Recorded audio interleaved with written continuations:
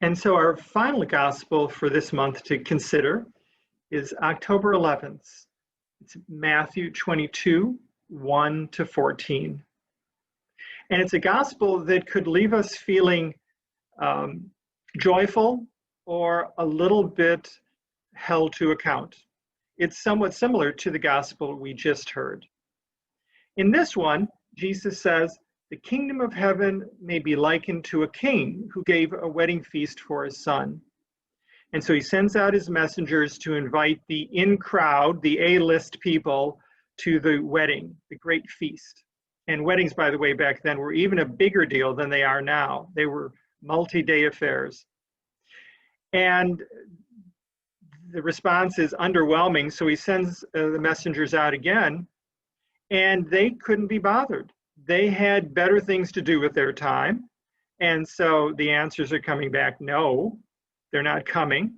And in fact, there is harm done, violence done to some of the messengers, just like in the last gospel story we heard. So the king is enraged and does violence. There's an accountability towards those who have rejected twice this honor, this opportunity to participate in the good things that the king has to offer. So here's the twist. Then he says, "Go out into the streets and gather all they found, good and bad alike." And the hall was filled with guests. Notice that the good and the bad alike. This is not just the A-listers.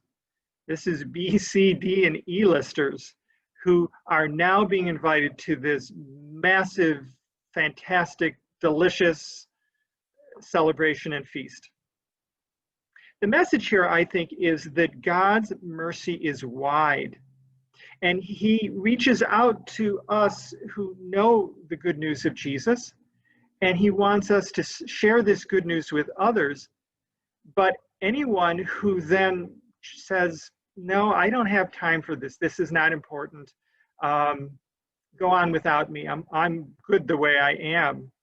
There is an accounting again that we will have to face, because we have been loved and blessed and grace is poured out upon us by our God.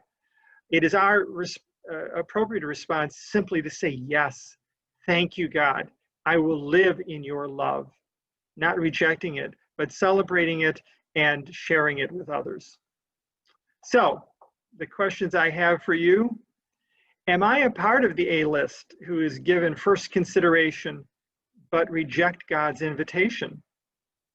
Does this gospel feel like a judgment on me or mercy for me, for us as a family?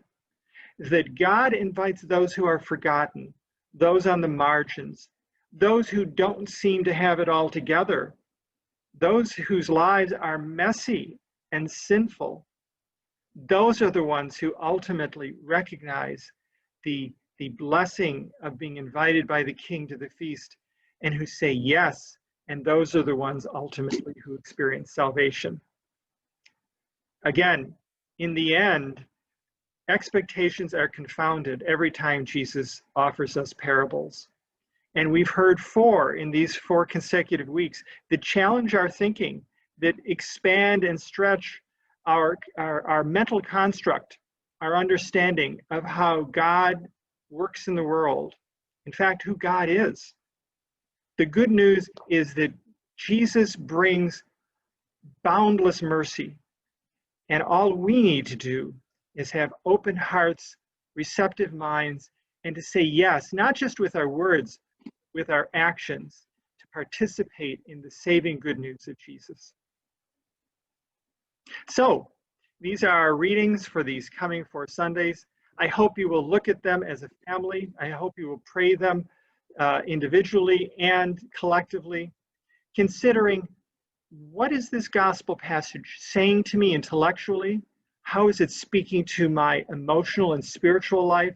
And what is the gospel message calling me to do? How do I live my life? How do we live our lives differently? Because we have heard good news that comes from our saving God in Jesus Christ. Blessings to you, blessings to your family this month of grace as we begin our catechetical year. See you next month.